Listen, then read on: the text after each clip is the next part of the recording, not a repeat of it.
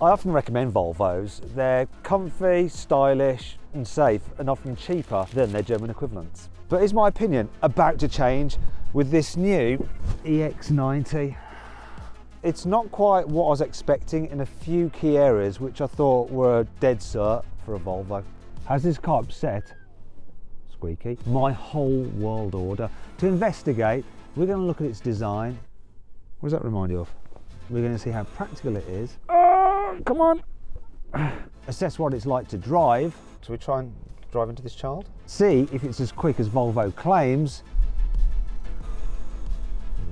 Put their range claims to the test. What on earth is going on? And at the end of the video, I will reveal the things that really annoyed me about this car over the past week that I've spent with it.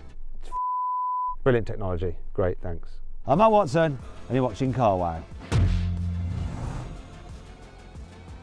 This is not just an electric version of the XC90. It's a completely different car, built on a different platform. In fact, every single body panel on this is different than the XC90. As you can see, the front doesn't look that much like an XC90 because there's no grille. It's more like the EX30, isn't it? So just blanked off, looks modern, looks cool, and you've got like these pixely headlights as well, just like on the EX30.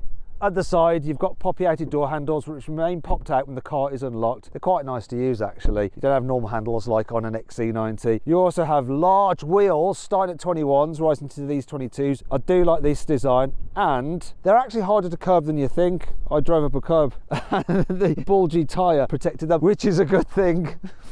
And unlike an XC90, we can get chrome around the windows. It's just black on this car because, once again, modern look. And finally, at the back, once again, just like the EX30 with this light design, so very different than Volvos of the past, like the XC90. However, there is a slight problem as far as I'm concerned, and it's all to do with length.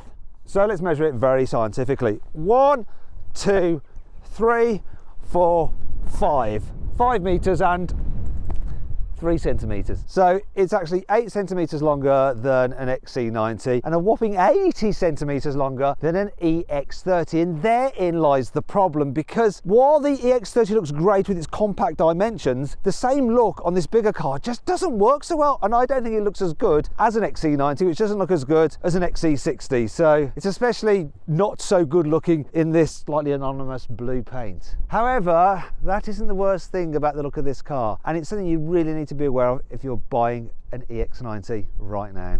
Volvo has had some problems with the EX90. It was actually launched at the back end of 2024, but I've waited until now, early 2026, to finally get to review one. And part of the reason is that they've had issues with their chipset in the car. So the cars have been buggy, they've been having problems, and they've had to fit whole new processors to the car's infotainment system. Oh no, it's just glitched again. Brilliant technology. Great, thanks. That's not all though. Another issue is this. So this ugly thing here, which makes the car look like a taxi, it's called a LiDAR. It's for full self-driving because it uses a laser to help gauge how far it is from an object in front of it. There's been issues with these though. So some people have found that when they've been filming the car, the laser has burnt out the sensor on their mobile phone. Volvo's also had an issue with the supplier. Something's gone wrong and the supplier can't supply anymore. So Volvo's taken the decision to actually remove this from the future versions of the EX90. If you order one from April, it won't have any of this at all. So if you're buying one of these right now, or maybe getting a pre-reg or a used one, beware that you might have one fitted with this horrible carbuncle bestowed upon it, because it does make the car look a little bit ugly. Hopefully I'm not going to say the same thing about the interior, because normally Volvos are quite lush on the inside. The EX90's interior is mwah.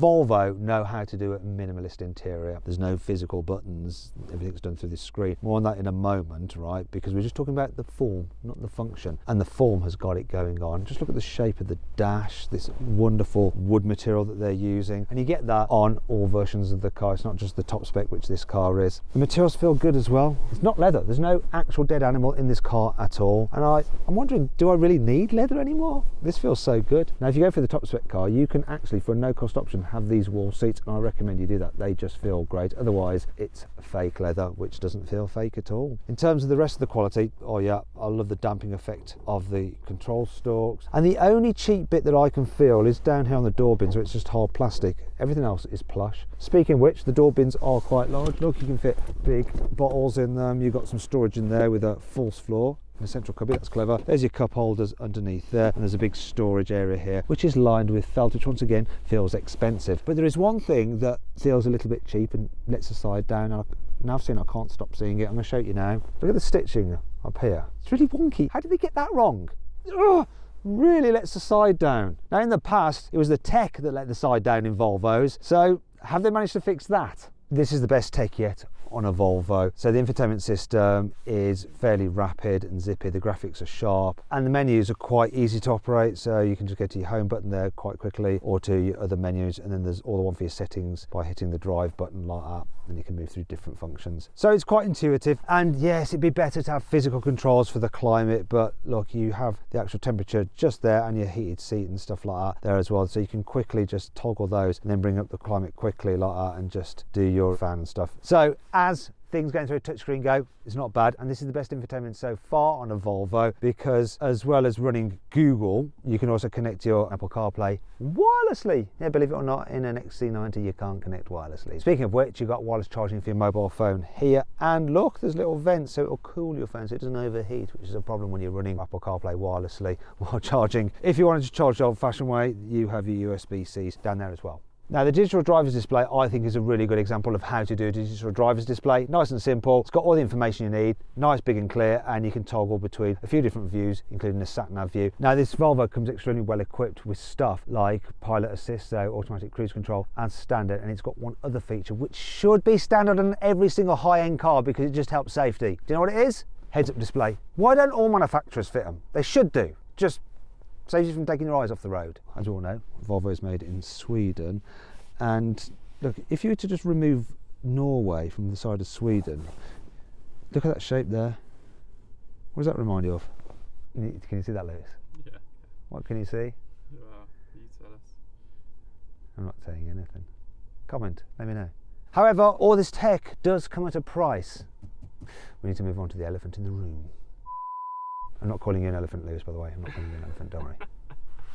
The EX90 is bloody expensive. The car starts at £80,000. This one here is £98,000. Now, historically, a Volvo is less expensive than the equivalent German car. But like for like spec-wise, the EX90 is about 10 grand more than a BMW iX. And you know what? Through carwow, you can actually save £19,000 on average on a BMW iX. At the moment, there's no savings on this Volvo. That's why if you're thinking about changing your car, you need to go to carwow to browse the very latest offers. And actually, I went on to carwow and browsed and thought, do you know what? I'm going to look at a used car, and I found a less than 1 year old Volvo XC90 T8, so the hybrid, with just 800 miles on the clock, for £60,000. £60,000! So you might not want to go new, you might want to go used. You can do that through carwow as well.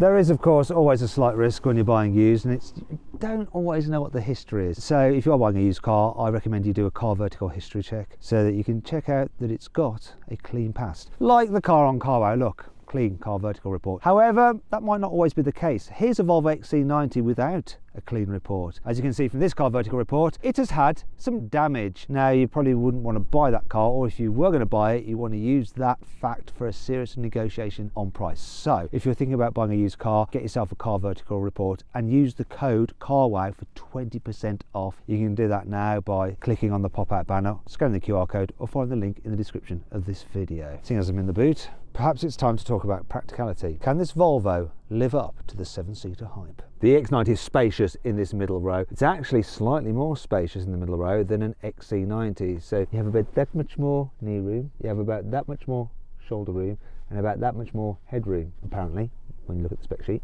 But all I can tell you is, look, knee room's good, headroom's good, and of course, look, I can slide the seat back for even more knee room, and I can recline it for even more headroom. So that is all good stuff. I also like this. Being electric, you have a completely flat floor, so plenty of foot space for everyone, and you can stretch out underneath the seat in front. And all three seats move individually, look. So you can move this central one individually as well. The recliner's down here by my bottom. There we go. Look, see, all very good. Now, when it comes to carrying three in the back at once, you can do it, but despite that extra shoulder room, it still feels a little bit tight, say, compared to something like a Kia EV9. But it's okay. When it comes to fitting a baby seat, well, you've got ISOFIX anchor points there, and they're quite easy to get to, and there's plenty of room. I've had my daughter's child seat in here. It's quite a big, bulky one. Fits no problem at all. It's quite practical here as well. So you've got like nets on the seat backs. You have your climate control here. You've got your USB-Cs down there. You have, come on,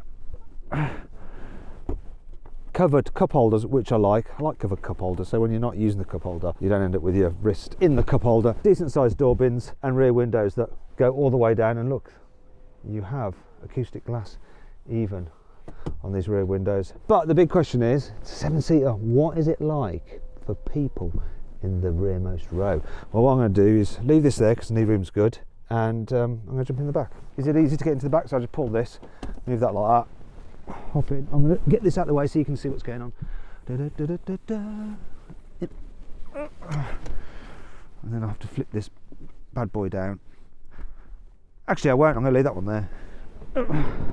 So, pull this back.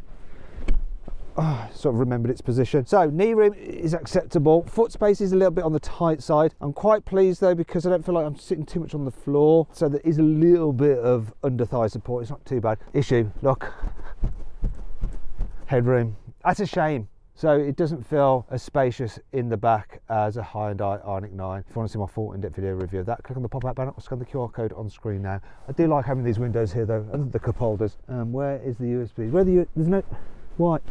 There's no USBs back here. The kids are going to be back here. You want them to be quiet. You don't want them running out of battery on their phones or whatever on the devices. Otherwise they're going to keep on going, are we almost there yet? Hey, are we almost there? Are we almost there yet? And that's enough to make you just want to like stamp on the brakes and make them shut up. Speaking of which, what is this car like when it comes to braking from 60 miles an hour? Is it any good? Because it is quite heavy. Volvo's all about the safety, and being able to stop well is a key safety consideration. So please perform well, Volvo. I'm looking for around 35 metres, even in this kind of wet weather. Let's go for it. That actually bit pretty hard. Oh, it's going to be good, I think. Yep, 34 metres with it slightly damp as well. Yep, this car brakes very, very well. Sorry, family. Sorry about that. Sorry, family. Sorry, I didn't mean to brake suddenly. Sorry. Seatbelt. Let me go seatbelt. Oh, pre-tension seatbelts. Always like to give you a hug. So the car stops well, but does it go well? Because really, that's what more people care about, right? There's a choice of 3 power outputs on the Volvo EX90. So there's a single motor rear wheel drive with 333 horsepower. There's a dual motor version with 456 horsepower and a performance model with 680 horsepower. Now those cars are updated over this car. They have 800 volt architecture. This has 400 volt architecture. So this particular car I've got here actually has 408 horsepower, and Volvo says it'll do 0 to 60 in 5.9 seconds. But what is the reality? I've got my specialist timing gear here. I've got it in constant all-wheel drive. I'm just going to launch it. 3, 2, 1, go.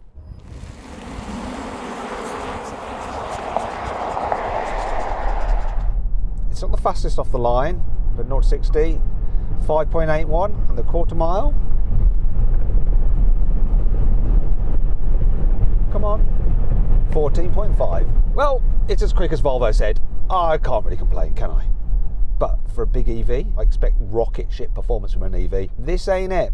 It's adequate. Hi, I've spent £100,000 on a car, and the performance is adequate. To be fair though, you don't buy a big 7-seater SUV focusing on performance. You know, practicality is more important. How does this thing measure up? Quite literally measure up. Let's find out. The Volvo EX90 has a very big boot regardless of what seating configuration, so obviously you get hands-free tailgate. Let me just show you the boot capacity. In 7-seater mode, loads of room, 324 litres, which is more boot space than an EX30 has. That's really good, isn't it? Now, I managed to squeeze 5 carry-on suitcases into the boot in this configuration. But if you need more space, you just press a button here and a button there. Those seats will then fold down. And then you have 697 litres of space. Not quite as big on paper as a Hyundai Ioniq 9 or a Kia EV9, but I actually managed to fit more carry-on suitcases under the load cover in this configuration, 12 suitcases, as opposed to 11 in those Korean cars. So that's really impressive. And if you need even more space, then you do have to walk around and fold down the middle row manually. It's not too much of a hardship, it's just like that. Give this a tug, fold. And then there's just like van loads of space, isn't there? Check it out. Ah, yes. So all pretty practical, and then some of the useful features as well. Look, we have like tie down points, we have 12-volt sockets, we have hooks, and we have on this particular car, oh, check it out, you have an electronically deployable tow hitch. Great if you want to tow, but what about if you don't need to tow? What is this car actually like to drive? The EX90 is a really good long distance cruiser. Well, overall it is. So it does all the things that you expect from a big luxury SUV that just makes your drive chill. So it's very, very quiet, like hardly any road noise, hardly any wind noise at all, even at 70 miles an hour. The only thing I notice is a little bit of wind noise from those door mirrors. Also the seats are lovely. You can do mile after mile after mile in them and just still feel refreshed at the end of your journey. Then there's the suspension. So this is the range topping Ultra, and it's on air suspension. It does a really good job of smoothing out the bumps. It makes the car just feel luxurious in the way it goes up the road. However, the lower spec versions don't come with air suspension. You can't get them. They have normal passive springs and dampers, and apparently they aren't quite so comfy. They're okay, but they don't have that luxury edge to them like the air suspension. And annoyingly, you're not allowed to option the air suspension on the low spec car. Hate it when Volvo and other manufacturers do things like that. I want choice. I don't have to just spend extra on the Ultra and then get all a load of kit I don't actually need. However, there is one thing that really, really annoys me, and it's a bit of a worry. Claim range on this car, 375 miles, which that'd be good. This car is not averaging that though. So what is it averaging? 42 kilowatts per 100 miles, multiply that out by the size of the battery, and you're talking about a real world range of 260 miles.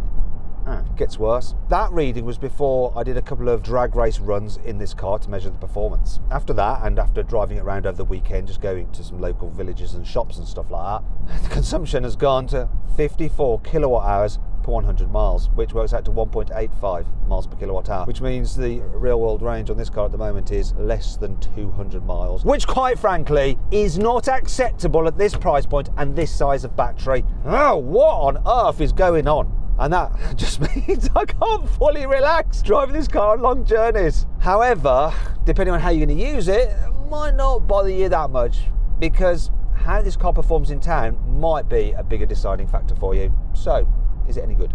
This EX90 is easy to drive in town. You'd think that being so large, it'd be a bit of a struggle, but actually no. I am quite surprised. So one of the key things is visibility is really good. You sit up high, you've got big windscreen, you can judge where the corners of the car are. The door mirrors, they're huge, they're frameless as well, which looks cool and gives you a lot of visible area. And then there's big windows throughout the car. So the back window is pretty big. You can see pretty much any other car behind you, unless it's a really low sports car and it's right up your chuff, but then it shouldn't be driving like that anyway, it's its own fault. Another thing that really helps this car when driving around town is this one pedal drive. Now you can put it onto automatic, so it'll give you full braking when you lift off if there's something in front of you, or you can go manual and just control it yourself, or you can just go, do you know what, I don't like that at all, I'm going to turn it off. I do like that, and I don't understand why other electric cars all don't have one pedal driving. Now here's something that I really like about this car. As standard, you get surround view cameras, which is handy in this situation when I'm trying to get through this gap. Look, so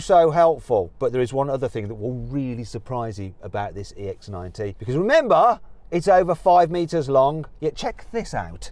I'm going to do a U-turn here. Get the cameras up again, get as close to this curb as possible, then go for it. Come on, please. After I've bigged you up, don't let me down. Look at this, look at this. In fact, the turning circle is just like a smaller, way smaller actually, Audi Q3. Look at that, that was so easy. Really important for a car that you're going to be using on the school run, because you might need to do a U-turn to like head away from the school gates, and this camera system will prevent you from running over children. It's also got like pedestrian protection, so it'll auto brake so you don't run over them. Good old Volvo, thinking about the kids. However, there is an area where this car isn't so good when it comes to driving. This Volvo isn't the best at rattling down a country road. Now you might think, oh well, what do you expect? It's a luxury electric SUV, but tell you the truth, it doesn't handle as well as its competitors. It just doesn't. It's a very heavy car. Weighs 2.7 tons, which is a lot. And yeah, like a Kia EV9 and a Hyundai Ioniq 9 are similarly lardy, but they just seem to corner a bit better. Now I could put the suspension into firm mode and it does keep it flatter, but still there's no disguising this car's weight. You may as well just go into soft, because at least then it's not trying to be something that it's not. So my issues with it are the fact that the steering is super vague, and there's just something about it, like you don't know where you are with the car when you're really pushing it hard, that you can't fully trust it. I need to be able to trust a car like this. Something really bizarre though, it's based on the same platform as the Polestar 3, yet the Polestar 3 actually handles really well. It's got like this distinct sporty feel to it. It's like the two companies just didn't discuss things. It's just bizarre. I know, yeah, Volvo, it's not the kind of car you hoon about, but you wouldn't say that a Kia EV9 or a Hyundai Ioniq 9 is either, but they do a better job, and a BMW iX definitely drives with a more sporty edge. And if you want to see my full in-depth video review of that car, click on the pop-out button up there or scan the QR code on screen now. There's also a link in the description of this video. And that actually brings me on to the annoying things about this Volvo. To save space or more likely money, Volvo have done a toggle switch for the rear windows for the driver. So rather than having individual control switches, you operate the front windows like that, and then you have to press this button there like that to then operate the back windows using the same switches. I hate that system. It's just one press too many. I also don't really like the door handle on the inside, the release. So you pull that up, but often you end up pinching your skin like on your finger. I've done it a lot. James, what do you think of it? I've done it an awful lot. It's annoying. Well, you do have hands-free tailgate. If someone else wants to get in the boot or your keys in the car, you have to operate it manually. And the release is somewhere down there, so it's covered in dirt. Where is it there? It's just not a great place for it. You should just have a button on the back somewhere. Also, like the low cover, right? It's quite small, quite compact. And then you lift this up and you go, oh, look, there appears to be like a slot for it there. Surely it'll fit in there. Yes, that looks ideal for it. Do you know what I mean? It's literally not ideal. Look. The maths doesn't math, does it? Doesn't fit. Rubbish. Can you see how the headrests from the middle row and the rear row block your view out the back window and the rear quarter light? Now, on the Volvo EX90 I tested recently, there's an option on the screen there that you could press a button and it would lower the headrests so you could actually see. Nick, can you just come in? Just have a seat, will you, mate? Let's see, you just have a little seat. How you doing? Yeah, good. Oh, are you really? Okay, you sure? Oh, what was that? Where's the button on this one? It's nowhere, is it? There's plenty of condensation in the lights on this car. Look, condensation on that one, condensation on this one. So look at the front. Oh yeah, condensation and more condensation. Nice. And that brings me on to another annoying thing. There's a shortcut button for your driving modes there, which is handy because then you don't have to whiz through the menus. Look, you just press it and it comes up like that. Okay. Problem is that if you start to go a little bit slowly, then that icon changes to your camera, disappears. So then you have to go through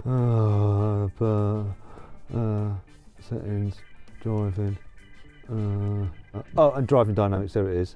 And you're going to want to put it into constant all-wheel drive, and you want to be able to do that actually quickly. You don't want to be having to mess around like that, because when you have it in constant all-wheel drive, you put your foot down, it picks up straight away. However, if you don't have it in that mode, and you have it in just the normal mode, which you'll probably be driving around in most of the time because it saves energy, so you'll have it in the standard. When you put your foot down, nothing happens at first. It takes a wee while for it to pick up, and I've noticed that can leave you floundering when you're pulling out at roundabouts and stuff. Happened to me, and I almost got sideswiped by another car because I thought, oh, I can pull out here, I'm in an EV and I've got instant acceleration, and with this Volvo I didn't have. I wish I could have just pressed a button to change that mode quickly and it would have been fine. No. Too many things are done through the screen. So for instance, glove box, look, it's a button there. Why isn't there just a release on the actual glove box? It means that if the car's off, you can't open the glove box. Stupid. Then there's this. The other day I was in a really tight parking garage and there's curbs I need to watch out for. Yes, I had the cameras up to help me, but I also wanted to check my mirrors. Like that, someone's behind me giving me grief, and I just want to alter the mirror so I can see that I'm not getting my rear wheel too close to the curb. What do I have to do? Oh, I have to do this. Go into that, press that, go into driver adjustments, press that, go, oh right, yeah, it's the right mirror. Oh, it's not working, it's like glitching. It's like keeps on chucking me out of it. Right one, yeah, come on, work.